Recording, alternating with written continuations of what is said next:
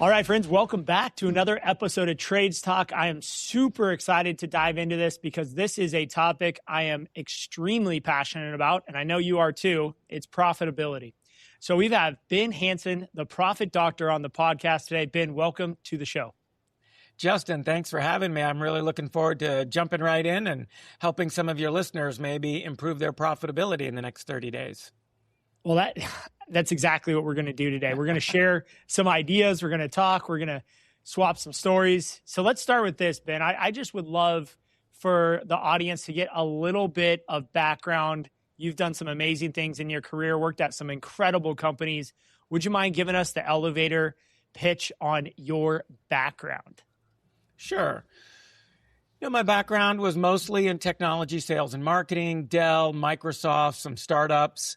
And then I left Microsoft to start my own consulting company, doing what I say as selling what I used to buy to the people I used to work with.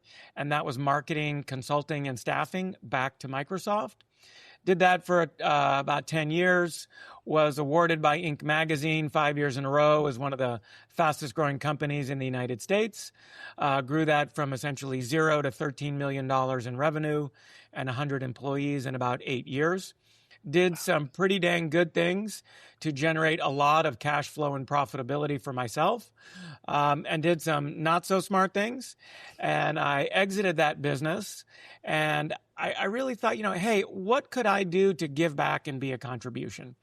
And I realized that I had, I believe, a gift for sifting through the complexity of a lot of information, like a new business or someone else's business, and helping them improve the profitability. I've always been begin with the end in mind. And for me, the end of business was almost always like focusing on profitability.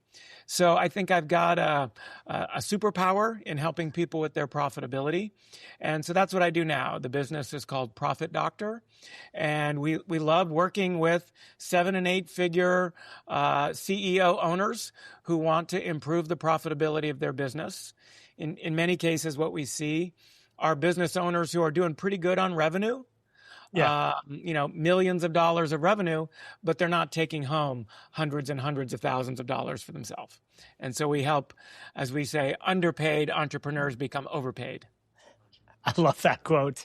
There's a bit of a thing in the entrepreneurial world that I see, especially in the trades, where the harder you work and the less money you take home, it's almost like a badge of honor.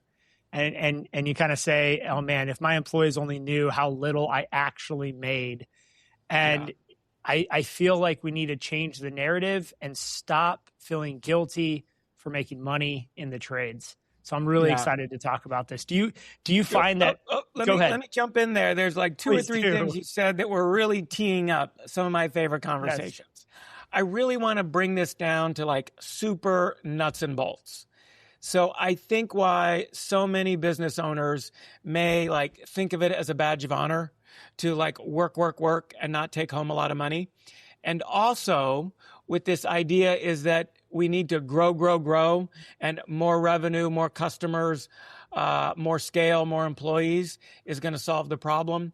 Because I think that these Silicon Valley unicorn VC-backed startups have taken over the popular consciousness. And so somehow a landscaper with 10 trucks in Kansas City thinks that they should do what got Google or Yahoo or Zoom over the finish line. And I guess what I would say is the game that those guys are playing in Silicon Valley, let's call that hockey. The hockey playbook is not the playbook for people who are, swinging hammers in the trades, landscaping. Those guys are playing football. They're not playing hockey. And I think just too much of the popular media has somehow glorified, we'll call it the sport of hockey, software as a service, unicorns out of Silicon Valley. And that just has very, very little to do with what helps business owners win on, let's just say, Main Street. The 98% of companies where they actually need to turn a profit. And success is generated by profitability, not growth, actually, as it turns out. Can you say more about that? Success is generated? so much. You know, those Silicon Valley guys, if you will, they are often evaluated in terms of a sale as a multiple of revenue. Yep. And they also often have a nearly unlimited bank account to spend to grow, grow, grow. So if you're the next televideo internet platform like Zoom or Google Meets or something like that, and you're trying to take over that space, your VC is thinking, we're going to invest, you know, tens, if not hundreds of millions of dollars with a hope that this company becomes the number 1, 2, or 3 player in this space.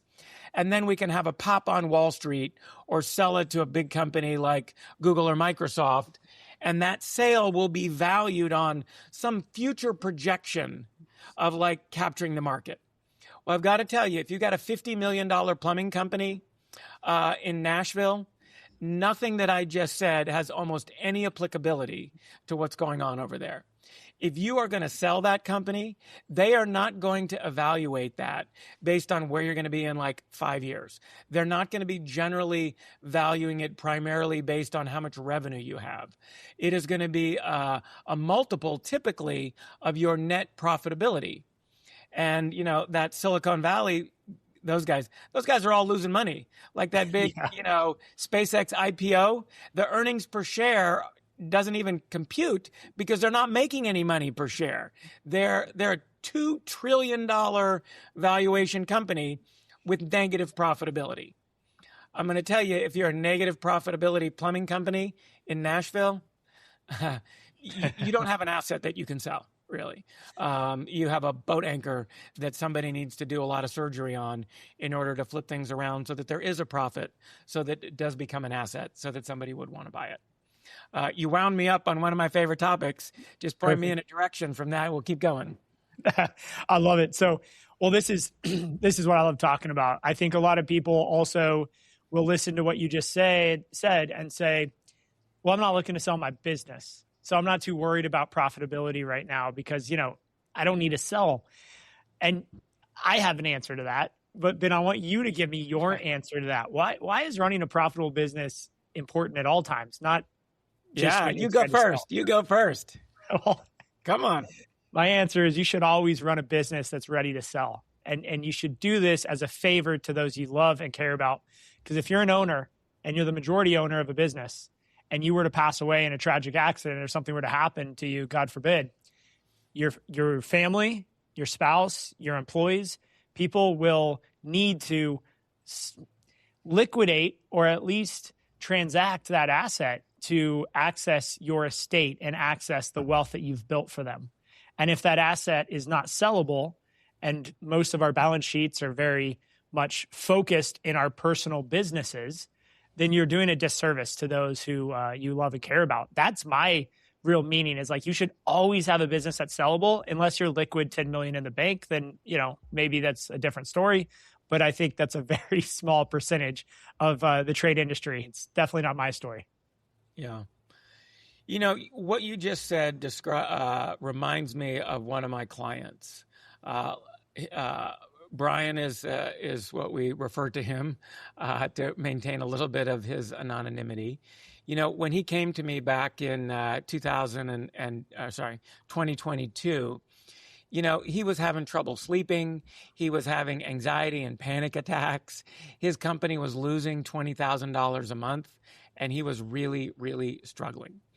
And over the next 2 years, we worked together, and we pretty much followed what we call the profit prescription, which we can get into in a little bit. And through that process, he turned that business from negative $20,000 a month to positive $20,000 a month. And I'll never forget, you know, he came over for lunch. This is about 2 years after we started working. And he told me how well the business was doing and how he was sleeping, and, you know, the panic attacks and the anxiety had really reduced because he was the number one, you know, breadwinner for his family of 5. And, he was, he was basically on the ropes, hemorrhaging cash with no cushion when we first met. And later on, it was like, wait a minute, now I am the owner of a company that's actually an asset and things are going a lot better. But after he told me how it was going, what really just, struck a chord for me is he said, hey, I just left the doctor and they said I need to go in for open heart surgery to sort out some stuff that he had. And wow. There's a real risk that you don't wake up from that, right? Yeah. And well, nobody wants to go through that. I think he felt such a relief, and I felt so proud that as he was going into that, his company wasn't like a, life force sucking boat anchor dragging him down, but arguably it's a bit of a life raft at that point. It was like a source of strength, both for him personally, like physically and emotionally. And I mean, if he didn't come out of it, or maybe more likely, maybe he came out of it, but his ability to, function as a CEO was dramatically reduced, he's got something for his family and himself there. Whereas literally 2 years before that, I mean, his family, pretty much would have been on welfare if they were stuck with that kind of company, because it was going nowhere. Yeah, wow, that's such a powerful story. And it just reminds us that we don't have all the time in the world, and your profit issues and your profit problems should not be something you kick down the road. And it's something to face today. So Ben, we're going to get I want to go right into this. I want to be vulnerable. Okay. At the end of 2024, we were a $20 million landscape company doing about $2.5 million of net profit. It was a nice spot to be. So a little over 10%, coming up on let's say, call it 12% net profit, close to that 15, 16% of EBITDA, an amazing business. And so going into 2025, what do? You start investing in growth. You start hiring a few more people, building out a sales team. And then Q1 of 2025, if anyone in the trades remember, last year was really, really slow for almost all construction industries. And so our revenue dropped year over year in comparison to 24 versus 25 in quarter one. And we actually lost about $650,000 in 3 months. That's our posted negative profitability. And I read some of your stuff about not having bad months, and man, I completely agree, because for the last 12 months, we have been working our ass off to just on a trailing 12 perspective, get rid of that giant black eye. And we finally climbed out of the hole here in Q1 of 2026, but we're not necessarily in a spot that we're super profitable. We're running between 3 and 5% net profit, and we are struggling to climb back up to that 10 or 12% profit margin. We've increased revenue, we've increased gross profit. We're back on the growth train, but all of our costs are going up as quick or quicker than our gross profit and our for sure our revenue. So in that kind of storyline, going from a really nice profitable business, we went from 20 to now 25 million in revenue, but our profit is actually only about $1 million on a trailing 12. When we were 20 million, it was well over 2 million. So profits cut in half, even though we've added 20% to our revenue. A lot of information I just threw at you, and I just kind of want to work this with you if you're open to it. I think it'd be beneficial for the listeners. So if we were, at the doctor's office and you're the patient and you come in and I'm the doctor and you just walk me through your symptoms or your medical history, if you will, and you're looking for me to give you a preliminary diagnosis, we have a term for your situation and we call that profititis. So like tendinitis, profititis. Yeah. And what we call that, or the sort of the definition that we use on there, is when top line or revenue or sales is generally healthy and or growing, but bottom line is weak, sick, anemic, because it is either staying the same, like revenue is going up while profit is sort of going flat, or often going down. Yeah. And what we see is that, remember when I was talking about the hockey versus football, so many CEOs are spending, let's just say 150% of their time. Number one, I don't know if we're allowed to swear, but Yep. fixing broken shit, fighting fires, and or focusing on growth and revenue. And what they're not doing is let's just say spending 20 to 25% of their time optimizing for profitability. And I would argue that if whatever that is, almost 2.5 years ago now, if you were the guy who's like, okay, Monday morning, we have a senior leader meeting where we talk about profitability. And then each of the senior leaders have an hour on their calendar to handle go-dos associated with profitability. And on a monthly or twice a month basis or weekly basis, we have a profit-centric monthly financial review. I would hypothesize that you would not have dug that hole so deep. You would have turned things around quicker.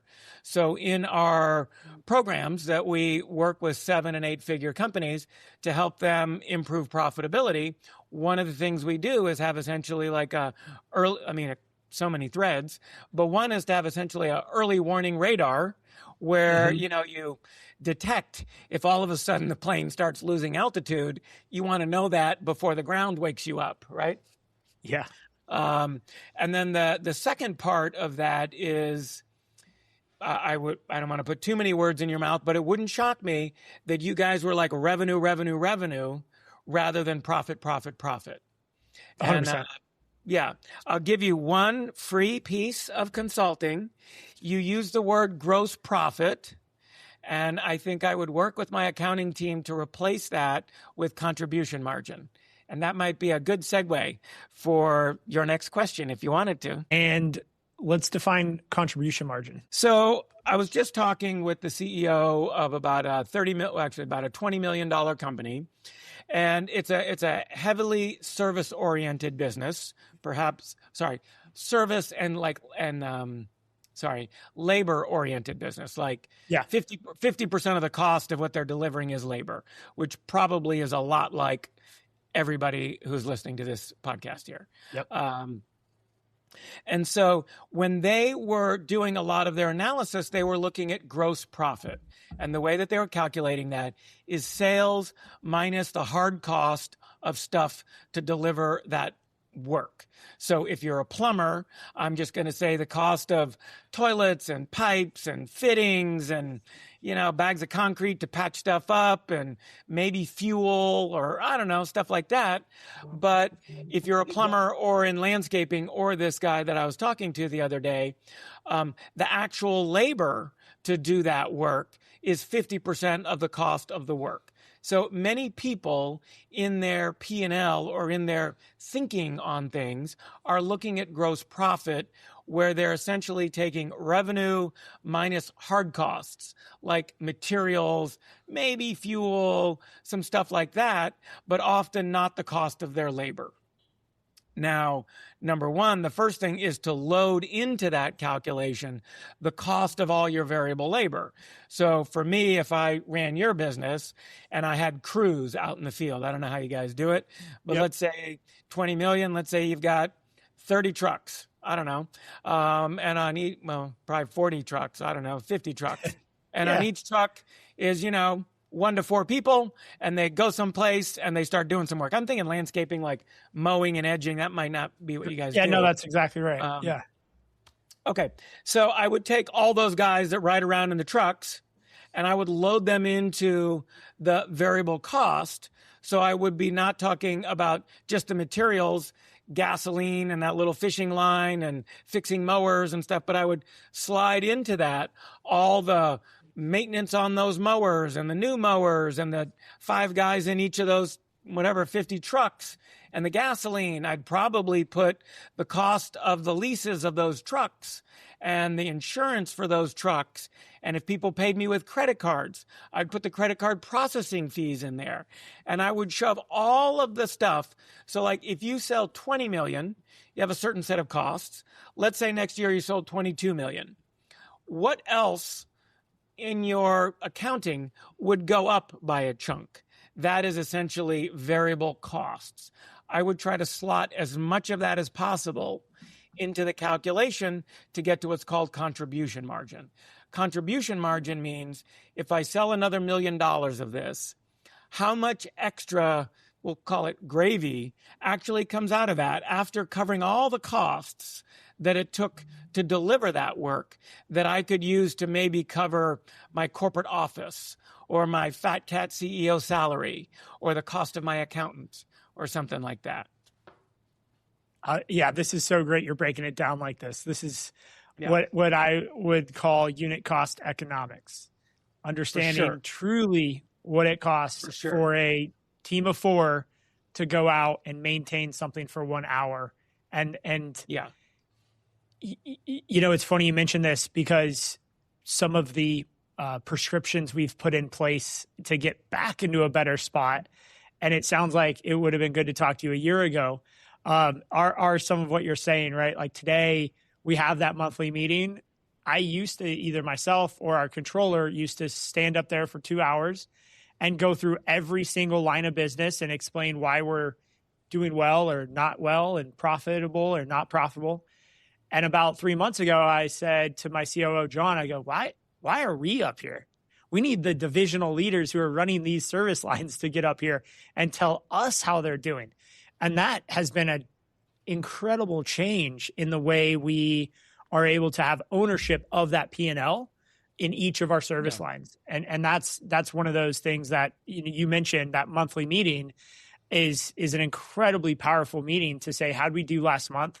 Where are we going to be next month? And we do kind of like a 90-day look ahead to see, hey, do we have any of these negative months potentially showing up? And then how do we fix those? Yeah. And that's kind of leading to my next question is a lot of people are looking at this and saying, look, you know, Ben and Justin, I hear what you're saying. I'm doing what I can. I'm measuring it. But at the end of the day, there's just no money left over.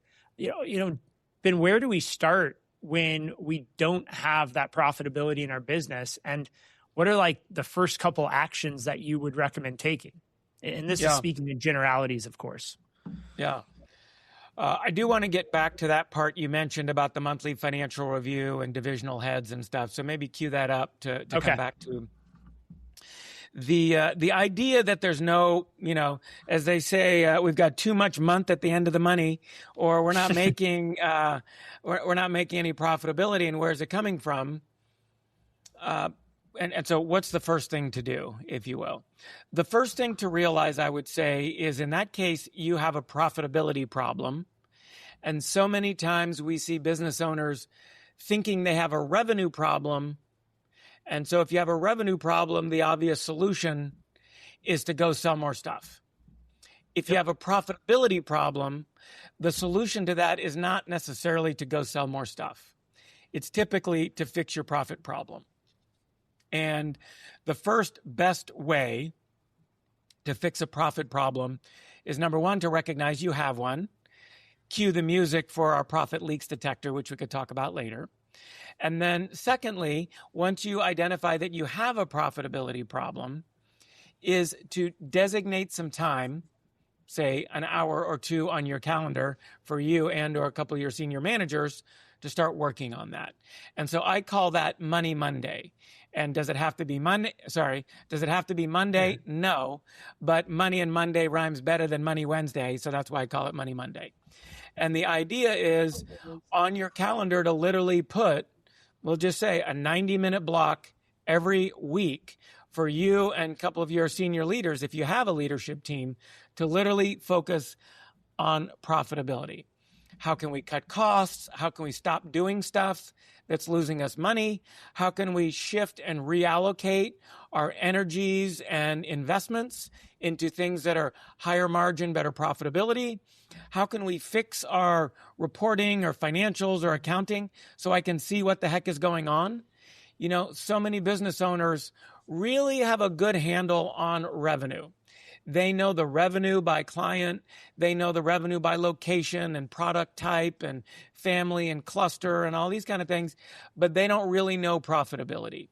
Some of them maybe know gross profit, but as I just described earlier, gross profit versus contribution margin, It's just gross profit is somewhere between misleading and useless. And contribution margin can be a highly effective tool to help people. So the number one tool or the number one thing to do is recognizing, do I have a profit problem, distinct from do I have a revenue problem? And then if I have, actually for everybody, but certainly if you have a profit problem, to implement your own version of Money Mondays, where you have time on your calendar to, get away from fixing broken stuff and chasing operational problems and sell, to like, wait a minute, how do I make some changes in my business so that my business is fundamentally more profitable? So just that tweak should I say just that focus, 1 hour a week with your leadership team, you have seen that have a improvement on profit in businesses. For sure. And I'll characterize it as compared to the alternative. The alternative is we don't think about profit, but we're surprised that profit sucks. Well, I mean, it's almost a self-fulfilling prophecy, right? So if you don't have time on your calendar, then it's not really happening, And if you're not setting that like a stake in the ground with you and your team, that we're going to focus on that, they are going to do what you're incenting them or encouraging them or rewarding them for, which today is probably revenue and is probably not profit. I would say that's true. I think we have a outsized focus on revenue, and a lot of our industries have some level of the top 100 or the top 500 or the top 150 companies. And how do they determine those companies? Well, it's strictly on revenue. So I do revenue. Yeah. I think the corporate world has done a disservice to entrepreneurs by over incentivizing or maybe just over honoring revenue and not really focusing or talking about profit. I think a big reason why people don't want to talk about profit, I just told, however many thousands of people that are going to listen to this podcast exactly what my profitability was for the last 2 or 3 years. And I'm not worried about that because I tell my entire team on a monthly basis. So we have very much open book financials. What's your take on that? I'm going to come back to this monthly financial talk, but what about sharing profitability with your team, and what's your take on the whole idea of open book management? So there's a great book called The Great Game of Business, and I think it's Bo Burlingame, and he's a big advocate or proponent of open book management. And I'll say I don't have a blanket recommendation or opinion on is open book management a win for your company or not. And just so we're clear, open book management might mean like showing everybody, including the guy who, third on the hierarchy in that truck mowing lawns, here's my P&L, might even include here's what my salary and take home is as the owner of the company. In many cases, they are so far away from necessarily being ready for that probably not that great of an idea.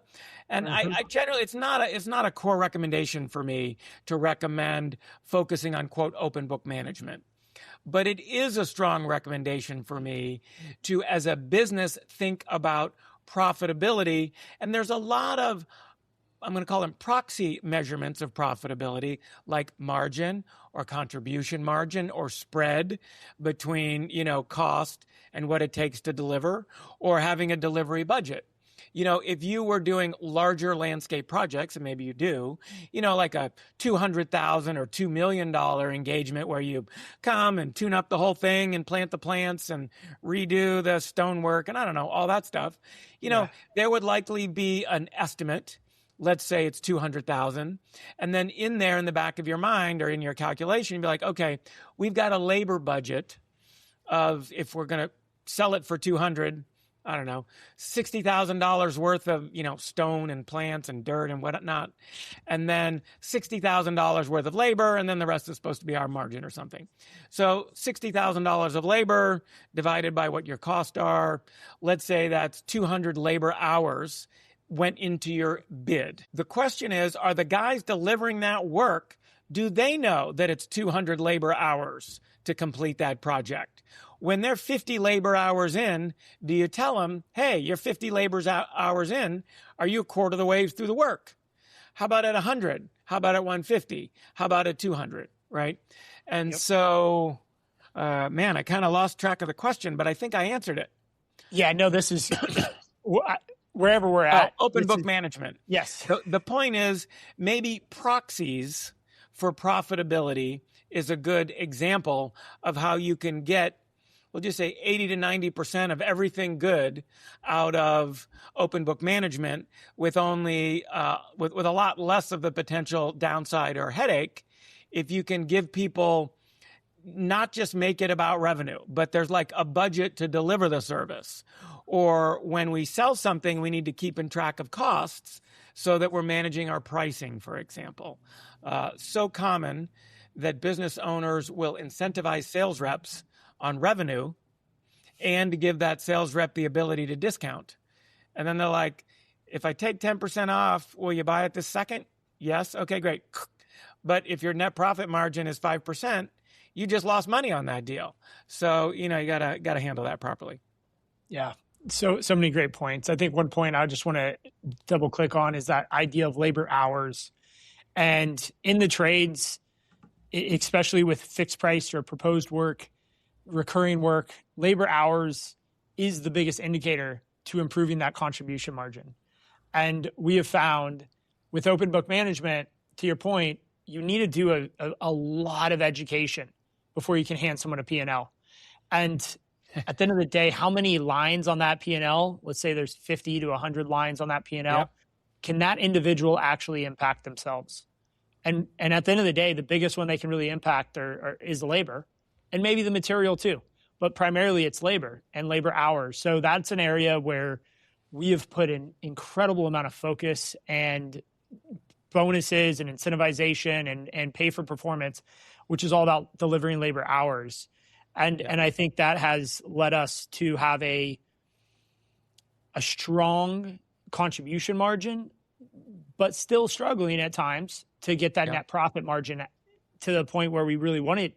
But at least our area of focus becomes a little bit more narrow. Instead of having to focus on labor, we can just run our labor variance report and see, as of right now, company-wide, we're like 98% of estimated hours versus actual. So we're saving 2% on our labor hours, which across 160 employees is actually meaningful. 2% is not a small amount when you add up all those hours and your billable rate.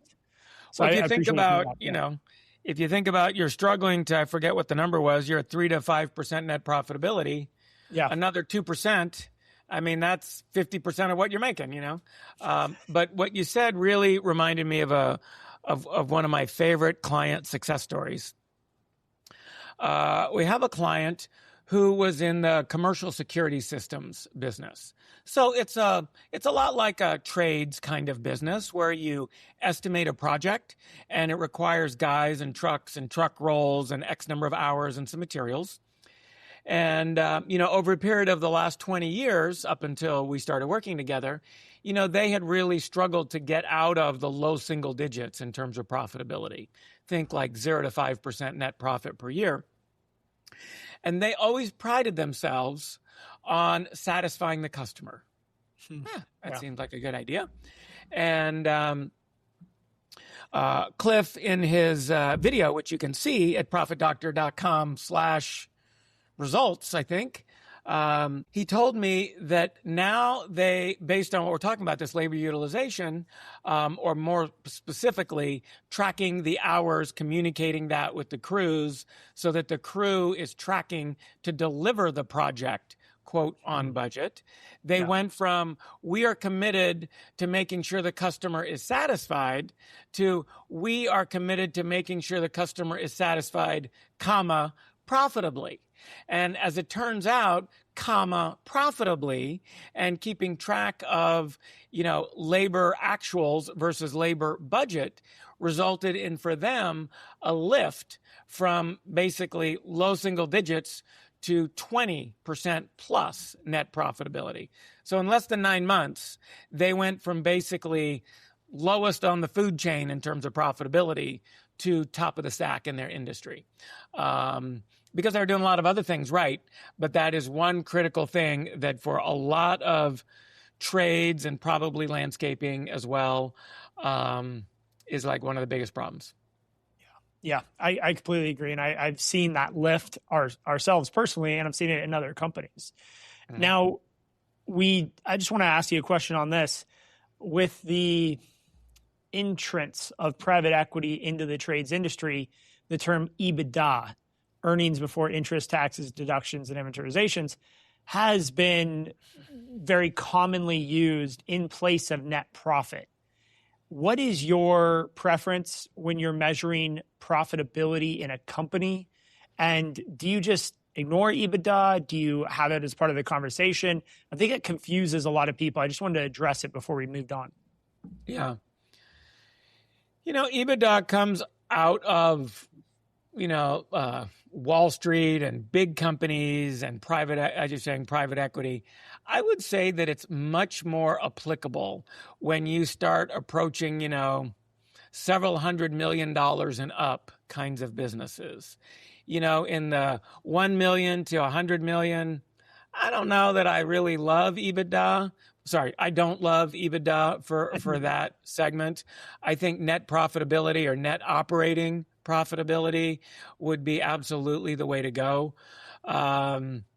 You could even ask the Warren Buffetts of the world, why are you taking out depreciation? What kind of company doesn't need to maintain and fix its equipment? How can you pull that out? So short answer, I think the short answer you're looking for is, for the audience of this podcast, I would be using net profitability or net operating income and not EBITDA.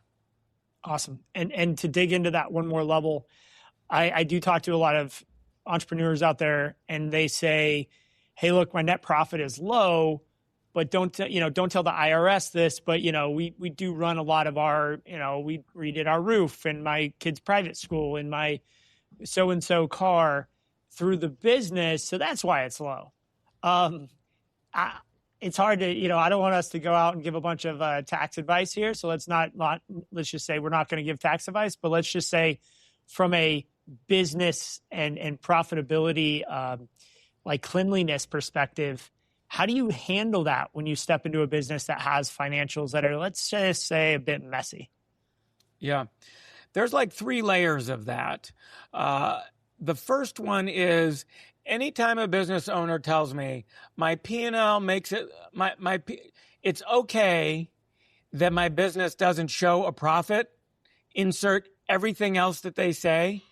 To me, I usually think that is a smokescreen and a cover-up for poor profitability. And almost invariably, what's going on is they're telling themselves that instead of optimizing profitability. Now, my lawyer wants you to know that I'm not a tax accountant. And so I'm not going to give advice about whether or not you're going to run personal expenses through your business. I would hypothesize that about 100% of business owners are, to some extent or another. But let's just say it's a $10 million company and you're running $200,000 of your personal stuff through that, which I think is 2%. So maybe I'm not going to say that that's okay, but okay, now what? So if your net profitability shows 0 and you're like, yeah, but I'm running all this other stuff through there. Okay, great. Let's just set that in a little mini bucket and say, okay, this is what it is. My question then would be, what are you doing to get your other 8 or 13 points so that you're not in the doghouse with what you're doing? And so I think that in many cases, people combine a few things together and use it as like an excuse or a smokescreen, or it creates a distraction from what I would say the business owner should be doing, which is optimizing profitability. Do you think it'd be okay if we went back to that earlier question of why should we focus on profitability now, even if we're not planning on selling it or dying or having open heart surgery? Let's do it. Okay, well, there's a couple of good reasons. So first of all, let's say between now and the next 5 years, would you rather have a paycheck or a salary or whatever of $50,000 to $150,000 a year or $550,000 a year? Like, it seems to me, if my business was more profitable, I'd be cashing more checks with more money to buy Porsches and invest in my Fidelity account and pay for my kids' college, or just put it in the bank, either invest for myself, or I don't know if you heard of these things called like tariffs or interest rates or economic dips or whatever. Maybe I'd like a little cushion. God forbid something went wrong and like people stopped working on fixing their homes because they were broken out of work or whatever for a year and a half. So there's that. And then I'll tell you that every time you make your business more profitable, what you're really doing is spending less energy, time, and money on things that are not working to focus more and more on things that work better or best. That is a business that's more fun to operate. That is a business that can grow more quickly and is way more profitable. So it's like by focusing on profitability, you're making your business better. So not only are you stacking chips for Porsches or rainy days, you're creating cushion so your business is going to be more stable and able to, take some punches if that's what happens. And you're just making your business better, smarter, faster, leaner, and I would say a lot more fun to run. So, and God forbid you ever do go to sell it, the person offering to buy your business is going to start with 5 times whatever your net profit is. So you have a choice.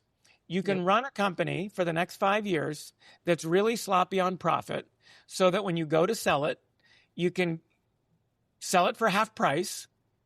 And the person who buys it is like, this is going to be so great. I'm going to do stuff that the old owner was too sloppy, lazy, disorganized, or distracted to do. I'm going to double the value of the company that I just bought by doing the stuff he should have done or she should have done. And so what's happened is you get half price, you get twice the headaches for the next 5 years. And instead of putting in, let's just say, $500,000 a year extra into your Fidelity account, you don't. So, I guess the choice is yours. You do what you want. Yeah, you make a pretty good argument for focusing on profitability.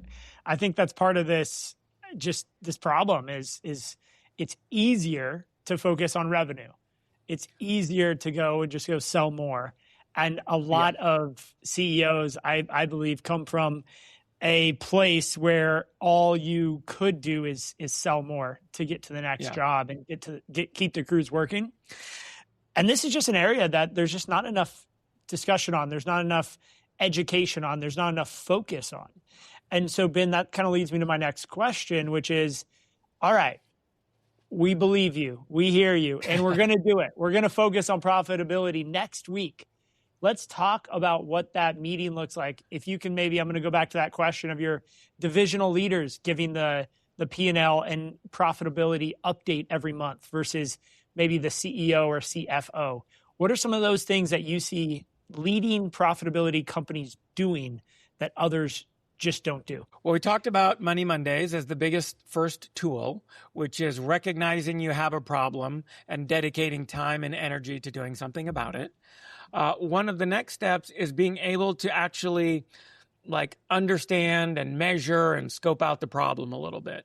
You said, hey, we would get divisional leaders to present their P&L. I'll tell you the truth.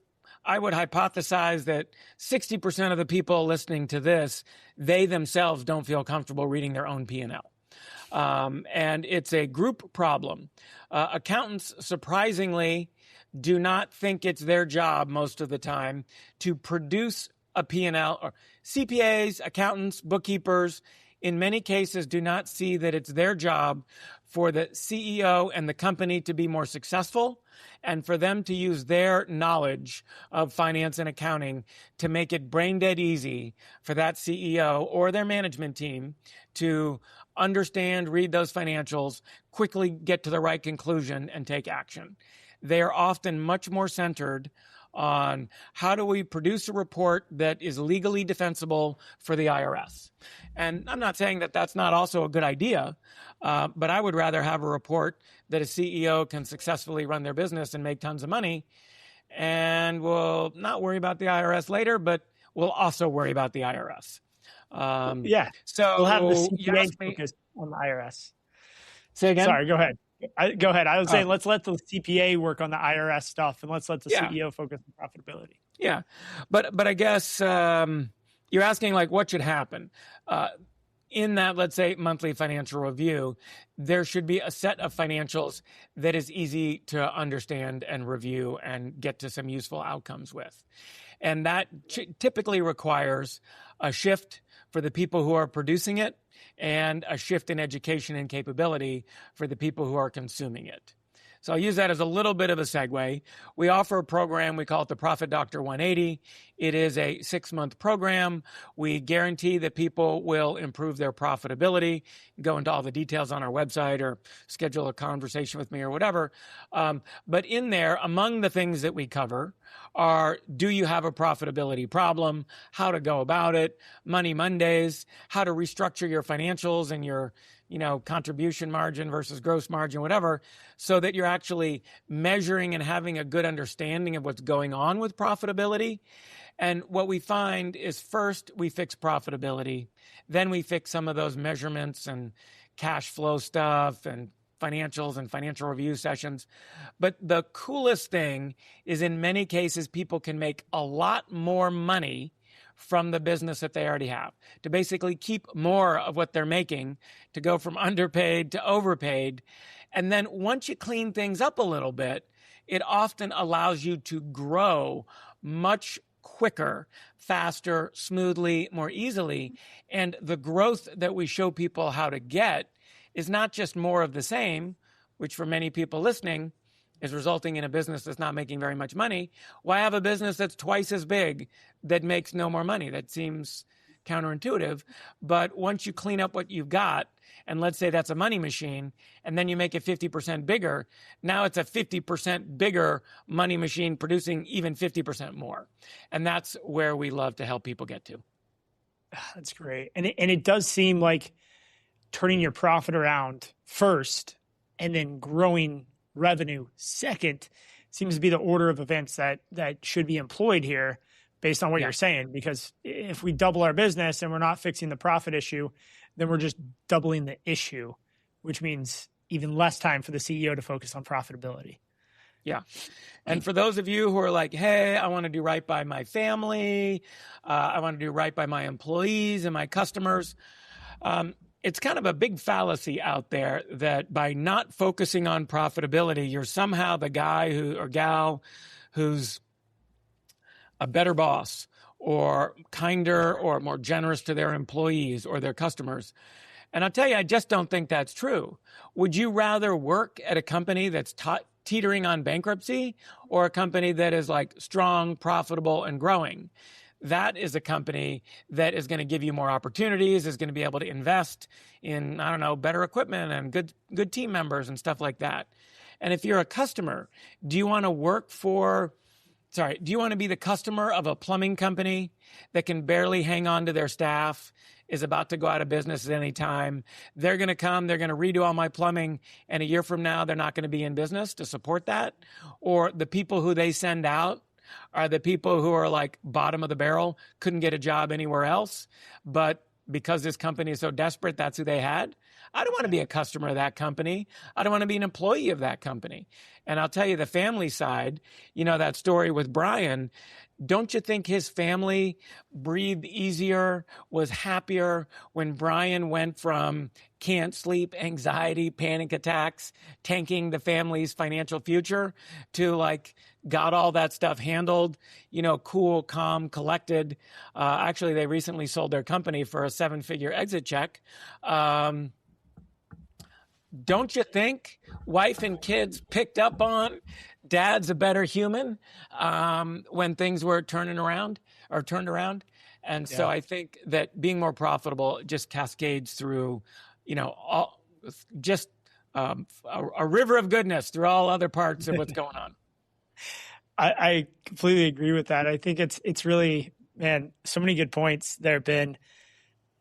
I believe when we're a more profitable business, we're just a better company to work for, and we can actually pay our employees better. So we have this mission, our BHAG right now. I know you've gotten to talk and meet Vern Harnish. I saw that on your Instagram.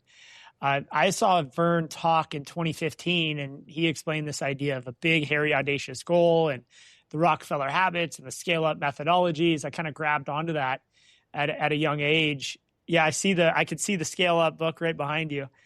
And our current BAG is we want to achieve a $100,000 minimum wage in our company. Today, there's a lot of landscape operators that we compete with who pay minimum wage, whatever that is in California. I don't know exactly what it is because that's not our internal minimum wage, but we're working on getting that up. And if we're going to have any chance of achieving that crazy number, we are going to have to be and operate at a high profit margin. It's almost like this seesaw of upward mobility is like you get your profit margin to 22%, and then you give your team a raise, and it pulls profit margin down super in a short period of time. Because I believe when you give people 5, 20, 30% raises, they want to go out and work and get after it even more for you. Efficiency, lack of waste. They're going to look for things to improve. That's going to drive your profitability back up. And I've always noticed this actually correlation with the more we pay, especially the people doing the work, the more profitable we seem to actually get because they start to care more about what's going on the job site.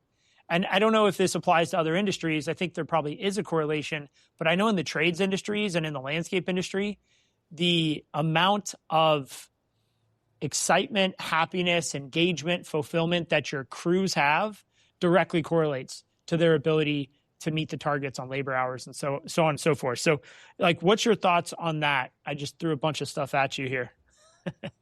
Yeah, there's a lot of pieces there. I don't want to stand here and say that you could have an infinitely high pay rate and still be a successful company. So I wouldn't say that. I would say that there needs to be an appropriate ratio between what you pay someone or invest in something and the value that it returns, right? Yeah. So let's just make it up. If you invest $1 of payroll and get $2 of value out of that in terms of benefit that they get to produce, well, then, I mean, let's just say that is a fair number to cover your overhead and end up with a profitable company. So if you have a way where instead of paying $1 to generate $2, we'll say per hour, it was paying $2 to generate $4 per value because that person was working better, smarter, faster, whatever. I mean, I think you're still maintaining the ratio, and that would sort of, quote, work for me, right? What I will say is that, you know, generally, if you're really serious about that $100,000 wage, it's going to cascade in a lot of ways. Like there's probably some commodity work out there where where it cannot be done profitably if you're paying like a guy with a hoe to dig a trench any more than $15 an hour, because that trench ain't worth more than $30 an hour to be dug, right? Yeah. Yep. So if that is the limiter on that, you're not going to be successful, I don't believe, trying to really up that person's wage for doing that kind of work. But maybe that suggests that, you know, instead of digging a trench that's worth $30 an hour, it needs to be, you know, instead of what would otherwise be dug by a backhoe in the middle of, you know, area here, it's like a guy with a fancy little trowel in a $10 million home where if you don't do it right, it monkeys up the prize begonias and then whatever. And now it's not worth $30 an hour. It's worth $300 an hour to that guy. And so now you don't have a sweaty guy with a baseball cap who doesn't speak English, like hammering with a hoe. You've got like white glove, whatever, looking perfect, you know, massaging your begonias. And maybe that is worth $100,000 a year, right? That's kind of getting ahead of myself on the analogy. But I guess where I'm going is if you're going to raise the wage, somewhere in there, the value's got to go up. And some of that is working better, smarter, faster. But some of that is who you're doing the work for and what work you're doing, right? Yeah. And it's such a good point. And regardless of, let's put that $100,000 minimum wage goal to the side, and let's just go back to just general principles around profitability.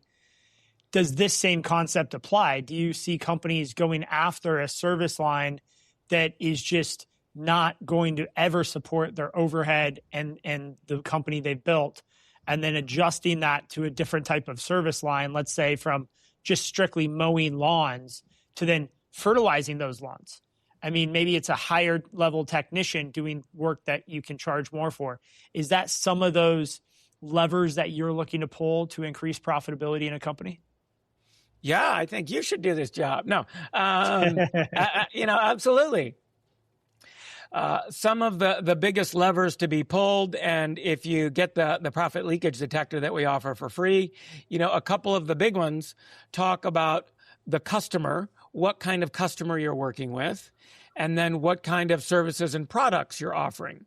So, we'll just say the low value commodity ditch digging there's not a lot of gravy to be had there. Whereas the high value product, which in your example was maybe fertilizing, I don't know if that's true, but a higher value, or maybe I wouldn't even just say higher value. I'll say something that matches up cleaner with what your company does and who your company does it for, right? Yeah. So there are companies that are well suited for commodity ditch digging. And I'm not suggesting that they shouldn't do it, but that's probably a company that should steer clear of trying to offer, Tyvek suit wearing begonia massagers, right? And so like Walmart, right? Walmart and Nordstrom are not the same company. Walmart is more like value, low cost, right? And let's say Nordstrom, as a metaphor, is high cost, high value stuff. I don't think Walmart should be carrying the products that normally go in Nordstrom, just like I don't think Nordstrom should be carrying the kind of products that would be in Walmart, right?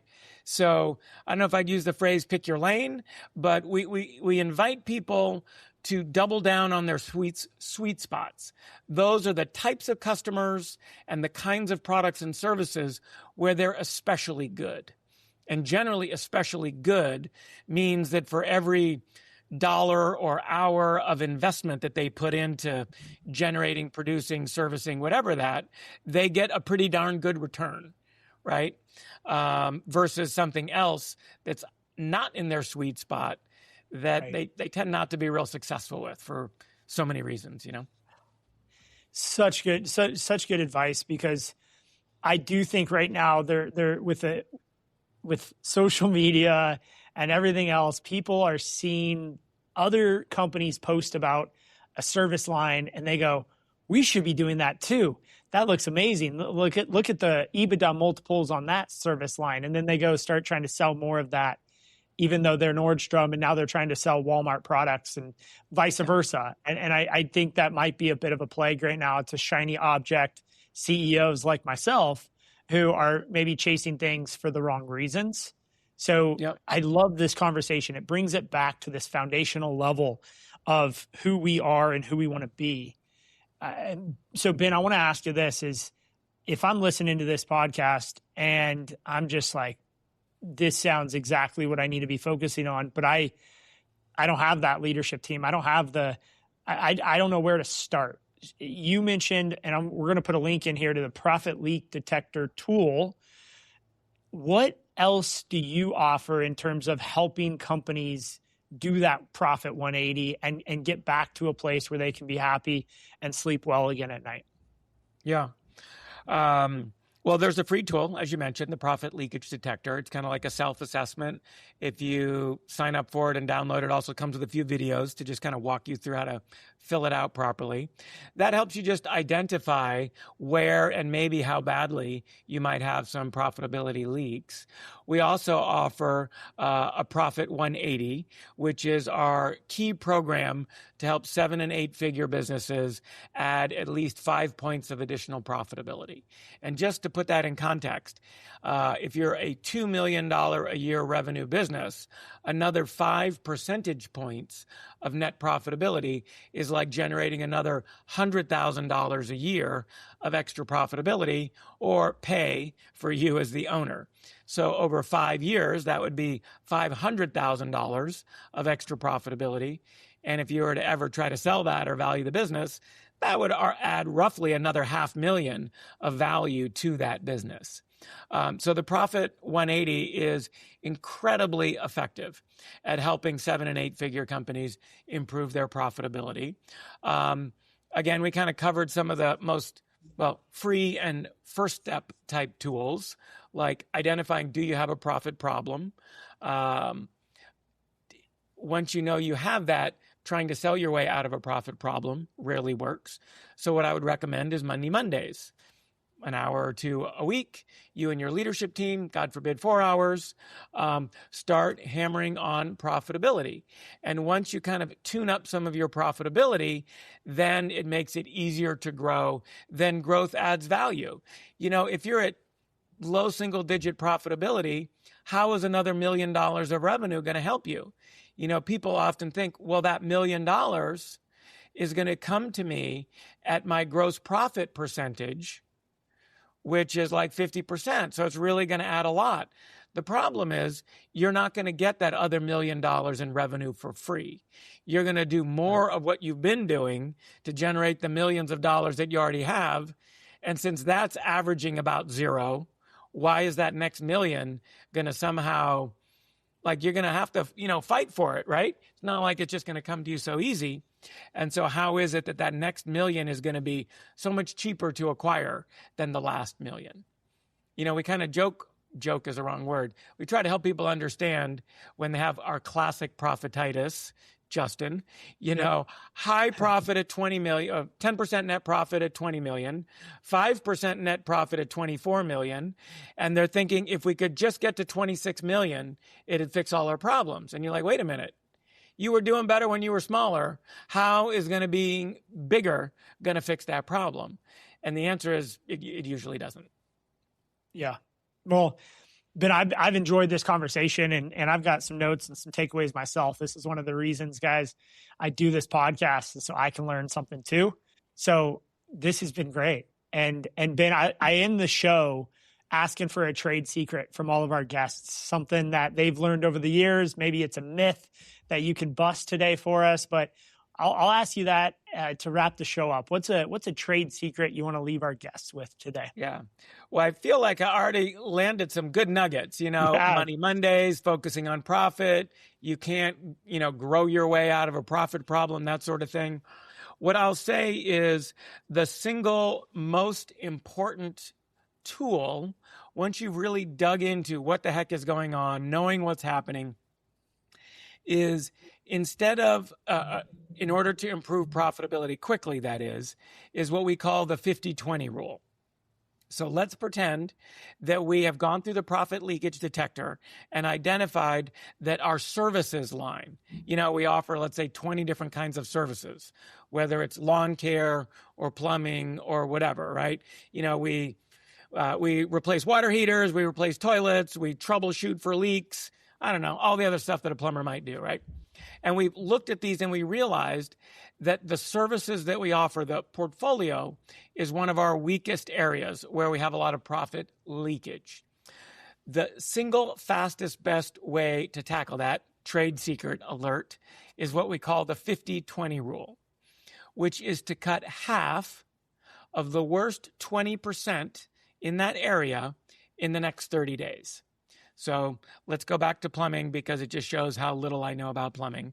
Let's say there's replacing water heaters, replacing toilets, changing out faucets, and, some other stuff, right?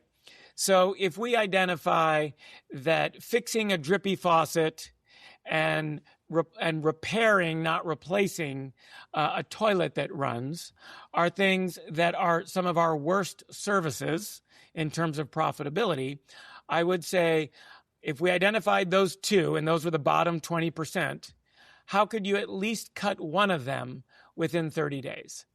And so let's pretend that we can easily cut the drippy faucets because replacing the whole thing is only $400 instead of a $50 pipe, screw. Whereas we got to so we can cut the sink, but for some reason, cutting the running toilet service is hard. It's like, just take the easy ones. Cut cut half of those worst 20% right away.